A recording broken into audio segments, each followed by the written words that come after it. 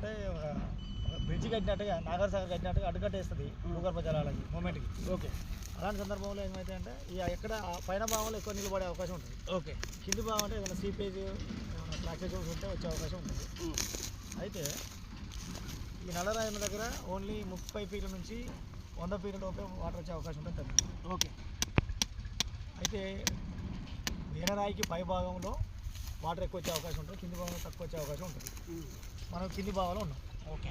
మరి ఇక్కడ కింది భాగంలో నీళ్ళు రావని లేదుగా, ఇక్కడే రావచ్చు, పైన రావచ్చు, కింద రావచ్చు.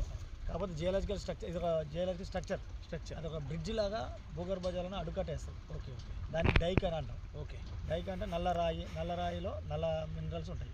అప్పుడప్పుడు డైక్ బీక్ అంటారు. చాలా బలంగా ఉంటుంది అన్న నీలాగా. ఓకే. నాలాగా బక్కగా ఉండదు అది. ఓకే. సో బలంగా ఉన్నవాడిని నన్ను ఈజీ కొట్టవచ్చు, నేను కొట్టలేను కదా. అంటే ఇది సేమ్ ప్రాసెస్. వాటర్ అనేది ఎప్పుడైనా ఎక్కడైతే వీక్ జోన్ ఉంటుందో అక్కడికి వెళ్ళిపోతాయి. ఓకే. దాన్ని పొరాసిటీ అంటాం. ఓకే. ఆ తీసుకున్న వాటర్ని వదిలేయడాన్ని పర్మబిలిటీ అంటాం. దీనికి అది ఉండదు, ఇది ఉండదు. ఒకవేళ వెదరింగ్ శిథిలీకరణ తక్కువ లోతులు జరుగుతుంది కాబట్టి వాటర్ వచ్చే అవకాశం ఉంటుంది. వస్తే మాత్రం బాగా వస్తుంది, మంచి ఫ్రెష్ వాటర్ వస్తాయి. రాకుంటే సున్నగా నల్లగా వస్తుంది. కాకి రాయి అంటుంది. ఓకే. నల్లగా ఉంటుంది కాబట్టి కాకి రాయి. మన హిందూ సాంప్రదాయం ప్రకారం మన ఇండియన్ కల్చర్లో చీకటిని భయపడతారు. వెళ్తురు అంటే